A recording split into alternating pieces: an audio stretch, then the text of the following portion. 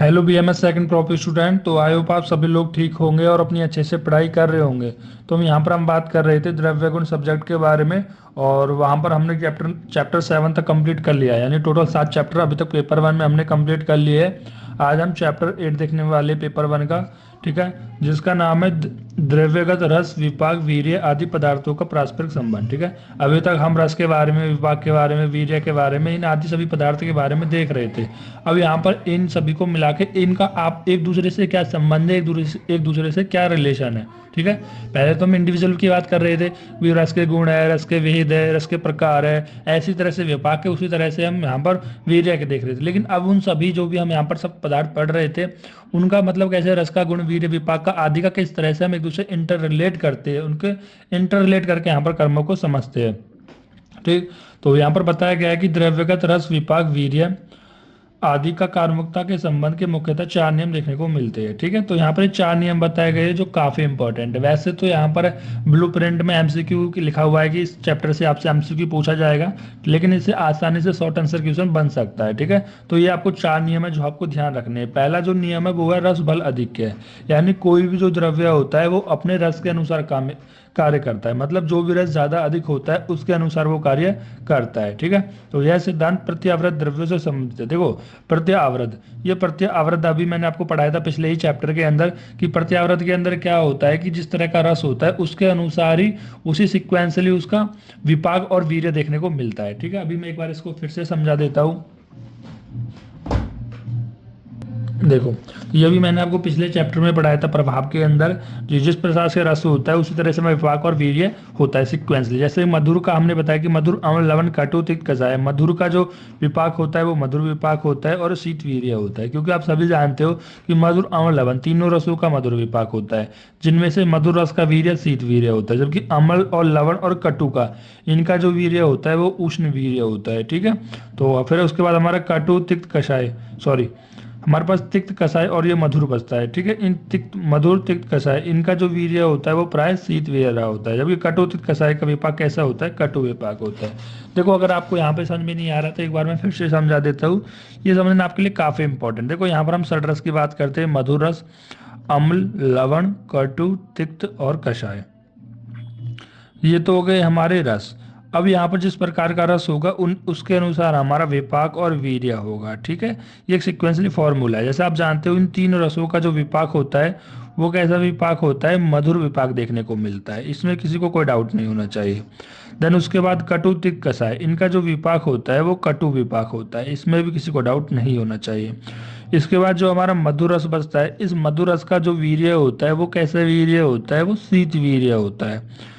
ठीक है, देन उसके बाद अम्ल, लवण और कटु, इन 3 रस का यहाँ पर जो हमारा वीर्य होता है वो उष्ण वीर्य होता है। सर ये हमने कहाँ पर पढ़ा है, ये हमने पढ़ा है वीर्य वाले चैप्टर में। उसके बाद हमारा मधुर बचता है, देन तिक्त बचता है, देन कषाय बचता है। इनका जो वीर्य होता है एक तरीके से प्रायश्चित वीर्य होता है। ठीक है, तो इसके अनुसार जनरल फॉर्मूला होगा। तो अब देख लेते एक बार इस चीज को। ठीक है, तो ये हमने काम पर पढ़ाया था, ये सेम चीज आपको हमने पढ़ाई थी कि जिस तरह से रस होगा उसी तरह से विपाक होगा, उसी तरह से वीर्य होगा। जब मैंने आपको प्रभाव वाला चैप्टर पढ़ाया था वहां पर आपको एक बताया सामान्य प्रत्यावर्त और एक बताया था विचित्र प्रत्यावर्त। ठीक है, तो सामान्य प्रत्यावर्त के आपको अंदर देखने को मिलते हैं, जैसे कि यहाँ पर भी लिखा है, यह सिद्धांत प्रत्यावर्त द्रव्यों से संबंधित है। किसी भी द्रव्य के रस के आधार पर, इंपॉर्टेंट वर्ड है, जो भी द्रव्य का जो भी रस होता है उसी के आधार पर, उसी के बेसिस पर उस द्रव्य का विपाक और वीर्य निर्धारित होता है। ठीक है, उसका विपाक और वीर्य निर्धारित किया जाता है। जैसे यहाँ पर मधुर रस का मधुर रस का विपाक मधुर होगा और वीर्य शीत होता है, सीधी सी बात है। मधुर रस का ये रस मधुर, इस मधुर रस के आधार पर ही उसका विपाक भी कैसा होगा, मधुर होगा, वीर्य भी कैसा होगा, शीत होगा। उसी तरह से लवण रस का विपाक मधुर होगा, वीर्य उष्ण होगा। अब यहाँ पर आता है मधुर, अम्ल, लवण। ठीक है, लवण आ जाता है, तो लवण रस का विपाक कैसा होता है, मधुर विपाक होता है, वीर्य कैसा होता है, उष्ण वीर्य होता है। लवण हो गया। अम्ल रस का विपाक अम्ल और वीर्य उष्ण होता है, अम्ल रस। ठीक है, तो यहाँ पर देखो, यहाँ पर जो अम्ल रस कहोगे, अम्ल रस है, तो अम्ल रस का जो विपाक होता है वो कैसा होता है, अमल विपाक होता है। देखो, मैं विपाक 3 प्रकार के होते हैं। ठीक है, एक मधुर विपाक, एक अमल विपाक और एक कटु विपाक। ठीक है, यहाँ पर मैं अमल का लिख नहीं पाया था, केवल मधुर और लवण का केवल मधुर विपाक होता है और अमल का अमल विपाक होता है। ठीक है, और इसका यहाँ पर वीर्य कैसा होगा, उष्ण वीर्य होगा। सेम इसी तरह से सारे कटु रस का विपाक कटु होगा, कटु रस का जो विपाक है वो कटु होगा, और वीर्य कैसा होगा यहाँ पर कटु रस का, अम्ल लवण कटु का उष्ण होगा। ठीक है, उष्ण होगा। तो इसी पैरामीटर से आप सभी को कर सकते हो। इसके जो एक्सेप्शन है वो विचित्र प्रत्यावर्त है। विचित्र प्रत्यावर्त के अंदर क्या होता है कि जैसे मैंने बताया कि मधुर रस का विपाक मधुर होगा और वीर्य शीत होगा। लेकिन अगर ऐसा ना हो, ठीक है, अगर मान लो कोई ऐसा द्रव्य है जिसका विपाक रस मधुर है और विपाक भी मधुर है, पर लेकिन यहाँ पर वीर्य उष्ण हो गया है, या फिर विपाक कटु हो गया है, ठीक है, रस के आधार पर वो सीक्वेंसली नहीं चलता है, तो उनको हम बोलते हैं विचित्र प्रत्यावर्त। ठीक है, इनके बारे में बात हो चुकी थी। तो पहला जो नियम है आपको सभी को समझ में आ गया कि रस बल अधिक्य है। ठीक है, मतलब रस के अनुसार यहाँ पर जो द्रव्य के जो वीर्य और विपाक है वो आपको देखने को मिलते हैं। देन इसके बाद हम बात करते हैं द्वितीय नियम, स्वाभाविक बल संबंधित नियम। ठीक है, मतलब जो भी रस आदि है उनका जो स्वभाव के जो बल ज्यादा होगा, ठीक, जैसे कि रस आदि का बल समान होने पर, देखो रस विपाक वीर्य प्रभाव अगर उनका बल समान है तो उनमें सबसे ज्यादा जो द्रव्य जो कर्म करेगा वो प्रभाव की वजह से करेगा, देन उसके बाद वीर्य की वजह से, देन उसके बाद विपाक, देन उसके बाद रस की। ठीक है, मान लो मैं ऐसे कह रहा हूँ कि जैसे 4 भाई है, चारों ही जो भाई है वो एक ही माँ के है, तो वो चारों समान है। ठीक है भाई, अच्छा पैसा कमाते हैं, सब कुछ समान है, लेकिन यहाँ पर जो चलती है वो किसकी चलती है, बड़े भाई की चलती है, क्योंकि वो बड़ा है। तो इसी तरह से यहाँ पर भी प्रभाव के अंदर पहले यहाँ पर प्रभाव की चलेगी, देन वीर्य की चलेगी, देन विपाक की चलेगी, देन रस की चलेगी। देखो प्रभाव के बारे में तो वैसे भी मैं बता चुका हूँ आपको कि जो फर्स्ट पदार्थ के अंदर जो प्रधान द्रव्य होता है वो प्रभाव होता है। ठीक है, जब किसी की नहीं चलती तब प्रभाव की चलती है। ठीक है, तो उसी तरह से फिर उसके बाद यहाँ पर इसको समझाया गया है कि जैसे कि जब कोई भी द्रव्य है जिनका रस आदि समान, रस आदि मतलब रस वीर्य विपाक प्रभाव ये सब समान है, तो उनके आपस बल मतलब उसके अनुसार चलेगी कि प्रभाव के अनुसार चलेगी वीर्य मतलब जो प्रधान होगा। जैसे कि पिपली है, पिपली कटु रस होता है और मधुर विपाक से वृश्य कर्म करता है। देखो यहाँ पर जो पिपली है वो वृश्य कर्म किसकी वजह से कर रहा है, देखो कटु रस की वजह से तो वृश्य कर्म करेगा नहीं, क्योंकि कटु रस की वजह से शुक्र नाशन होगा, शुक्र को कम करने वाला होगा। लेकिन यहाँ पर फिर भी वृश्य कर्म कर रहा है, तो यहाँ पर वृश्य कर्म किसकी वजह से कर रहा है, मधुर विपाक की वजह से यहाँ पर वृश्य कर्म कर रहा है, क्योंकि मैंने बताया कि रस में और विपाक में किसकी चलेगी, विपाक की चलेगी। तो यहाँ पर जो द्रव्य का जो कर्म देखा जाएगा वो विपाक की वजह से देखा जाएगा। फिर आता है भ्रत पंचमूल। देखो 10 पंचमूल के अंदर आते हैं, जिसमें भ्रत पंचमूल, लघु पंचमूल। जैसे कि भ्रत पंचमूल में हमारा आ जाता है बिल्व, अग्निमंत, श्योनक, पाटलक, अंबार, इस तरह से। तो इनका जो रस होता है वो कषाय रस होता है, तिक्त रस होता है, कटु विपाक होता है। तो आप यहाँ पर देखो कषाय रस और तिक्त रस से क्या होना चाहिए, यहाँ पर बात को बढ़ाने वाला होना चाहिए, लेकिन यहाँ पर क्या है, बात को शमन करने वाला है। मतलब भ्रत पंचमूल क्या होते हैं, बात को शमन करने वाले होते हैं। सर यहाँ पर तो रस के अनुसार तो देखो कटु तिक्त कषाय क्या करते हैं, बात को बढ़ाते हैं, लेकिन यहाँ पर कर्म क्या देखा जा रहा है, द्रव्य का वात को शमन करने वाला देखा जा रहा है। क्यों, क्योंकि यहाँ पर रस से कौन ज्यादा बलवान है, यहाँ से रस से ज्यादा बलवान है विपाक, क्योंकि रस और विपाक में विपाक की चलती है।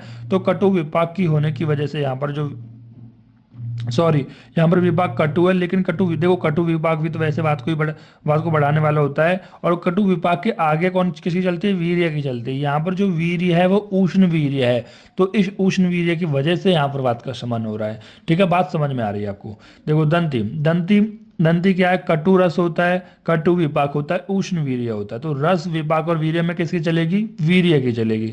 यानी कि जो द्रव्य है, इस दंती का जो कर्म देखा जाएगा इस उष्ण वीर्य की वजह से देखा जाएगा।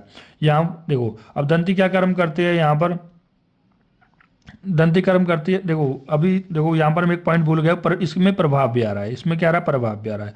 यहाँ पर देखो चारों ही पॉइंट आ गए, रस भी आ गया, विपाक भी आ गया, वीर्य भी आ गया, प्रभाव हो गया। इन चारों का बल देखो समान है। अब चारों का बल समान है, लेकिन फिर इसके अनुसार चलती है प्रभाव करने। देखो सेम बात वही है कि रस भी है, विपाक भी है, वीर्य भी, प्रभाव भी है। तो यहाँ पर वीर्य की नहीं चलेगी, मैं मिस्टेक हो गई मुझसे यहाँ पर। तो यहाँ पर किसके चलेगी, प्रभाव के अनुसार चलेगी। तो यहाँ पर दंती क्या करती है, प्रभाव के अनुसार रेचन कर्म आपको देखने को मिलता है। ये दंती और चित्रक वगैरह का एग्जाम्पल मैंने आपको प्रभाव वाले चैप्टर में भी समझाए थे।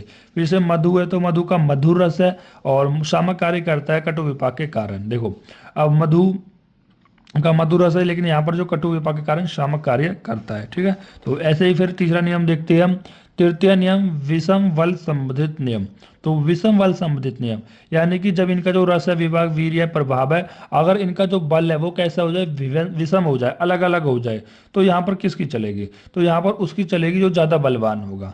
ठीक है, तो रस आदि का बल विषम होने पर उनमें जो प्रबल होता है उससे कार्य होता है। ठीक है, समझ रहे हो बात को। तो अब जैसे उदाहरण दिया, शुंठी रस में कटु, शुंठी रस में कटु, विपाक में मधुर, वीर्य में उष्ण होता है। यहाँ विपाक के द्वारा रस और वीर्य को दबाकर वृश्य कर्म करती है। देखो अब यहाँ पर शुंठी रस कैसा कर्म करती है, शुंठी रस वृश्य कर्म करती है। तो यहाँ पर जो कटु है, अब कटु रस है तो कटु रस है तो यहाँ पर वैश्य कर्म करेगा नहीं, क्योंकि जो कटु रस होता है वो कहीं ना कहीं शुक्र का नाश करने वाला होता है। अब विपाक में मधुर है, अब विपाक मधुर है तो यहाँ पर इसकी वजह से वैश्य कर्म होता है। देखो यहाँ पर लिखा हुआ अभी है कि विपाक की वजह से यहाँ पर वैश्य कर्म कर रहा है। और वीर्य में उष्ण है तो उष्ण वीर्य की वजह से भी यहाँ पर वैश्य कर्म नहीं करेगा, सीधी सी बात, वो भी शुक्र का नाशन करेगा। तो यहाँ पर कर्म किसकी वजह से हो रहा है, विपाक की वजह से। देखो यहाँ पर रस भी है, विपाक भी और वीर्य भी है, रस भी है, विपाक भी, वीर्य भी, लेकिन यहाँ पर कार्य किसकी वजह से हो रहा है, वीर्य की वजह से हो रहा है, सॉरी विपाक की वजह से हो रहा है। ठीक है, क्योंकि ऐसा क्यों हो रहा है सर, अभी सीक्वेंस क्यों फॉलो नहीं हो रहा है, क्योंकि यहाँ पर जो बल है ना इन चारों का वो अलग अलग बल है, अलग अलग बल है, यानी कि इनमें से जिसका बल ज्यादा होगा उसके अनुसार चलेगी। तो यहाँ पर विपाक का जो बल था वो अधिक था, इसकी वजह से यहाँ पर जो शुंठी है वो वृश्य कर्म कर रही है। ऐसे ही आप एग्जाम्पल ले सकते हैं हिंगू का। हिंगू क्या है, कटु रस है, कटु विपाक का उष्ण वीर्य है, वात सामक कार्य है। देखो यहाँ पर रस कटु, रस कैसा है, कटु और तिक्त रस है। कटु और तिक्त रस की वजह से तो वात को बढ़ाने वाली होनी चाहिए थी, लेकिन ये क्या है, वात सामक है, यानी इसकी वजह से कार्य नहीं हो रहा है। देन उसके बाद कटु विपाक है, कटु विपाक की वजह से भी वात को बढ़ाने वाली हुई थी, लेकिन यहाँ पर वात सामक है। और यहाँ पर जो उष्ण वीर्य है तो उष्ण वीर्य की वजह से वात सामक है, यानी जो यहाँ पर जो कर्म है वो किसकी वजह से हुआ है, उष्ण वीर्य की वजह से हुआ है। देखो कोई भी आपको एग्जाम्पल दे दिया जाएगा और आपसे पूछा जा सकता है कि यहाँ पर जो कर्म हो रहा है वो पहला नियम है, दूसरा नियम है, तृतीय नियम है, ठीक है, या विषम बल संबंधित या स्वाभाविक बल संबंधित, किसके अनुसार हो रहा है। अच्छा एमसीक्यू यहाँ से बन सकता है। अब आमल की है, आमल की में अमल रस है, मधुर विपाक है, शीत वीर्य है, लेकिन प्रभाव से त्रिदोष कार्य करता है। देखो अमल रस है तो यहाँ पर कहीं ना कहीं पित्त को बढ़ाने वाला होगा, मधुर विपाक है तो कफ को बढ़ाने वाला होगा, ठीक है, और शीत वीर्य तो कहीं ना कहीं वात को भी बढ़ाने वाला होगा। लेकिन यहाँ से प्रभाव से क्या है, तीनों दोषों को सामक होती है, जबकि हम क्या देख रहे हैं, ये गुण वीर्य विपाक के द्वारा तो तीनों दोषों को बढ़ाने वाली होनी चाहिए थी, लेकिन यहाँ पर किसके अनुसार चली, प्रभाव के अनुसार चली है। शुंठी क्या है, कटु रस है, मधुर विपाक का उष्ण वीर्य है, तो यहाँ पर कैसा कर्म दिखाती है, शुंठी वृश्य कर्म दिखाती है। शुंठी का तो एग्जाम्पल ऊपर भी हो गया है, ठीक है। ऐसे ही रक्तार्क पुष्प है, जो कि मधुर तिक्त उसका रस होता है, कटु विपाक होता है, उष्ण वीर्य होता है, और ये कैसी होती है, रक्त पित्त शामक होती है। देखो उष्ण वीर्य से तो रक्त पित्त शामक होगी नहीं, तो यहाँ पर वो किसकी वजह से होती है, मधुर और तिक्त। देखो मधुर तिक्त कसाई तीनों रस कैसे होते हैं, यहाँ पर पित्त को शमन करने वाले होते हैं, यहाँ पर रस के अनुसार चलती है, ठीक है। तो इस तरह से आप यहाँ पर समझ सकते हो। देन इसके बाद हमारा जो चौथा नियम है वो देख लेते हैं। देन उसके बाद ये चैप्टर कंप्लीट हो जाएगा, छोटा सा चैप्टर है। चतुर्थ नियम संबंधित कह रहा समन्वित कर्म संबंधित नियम, ठीक है। देखो इसमें क्या होता है कि जब रसादि का बल विषम होने पर रसादि अलग अपना अपना कर्म करते हैं, ठीक है, मतलब सभी का बल अलग, मतलब सभी का बल अलग अलग है, तो सभी का जो कर्म है वो अलग अलग है, ठीक है। तो द्रव्य का कुछ कर्म रस से, कुछ गुण से, कुछ विपाक से, कुछ वीर्य से तथा कुछ प्रभाव से होता है। इन सब का समन्वित कर्म द्रव्य का कर्म कहा जाता है। इस दृष्टि से रसादि के पदार्थों का प्रधानता समान है। देखो यहाँ पर क्या बताया गया है कि सभी द्रव्य का जो रसगुण वीर्य विपाक वो अलग अलग है, तो उनका अलग अलग कर्म देखा जाता है। जैसे गुड़ेची है, देखो गुड़ेची क्या है, त्रिदोष हर है।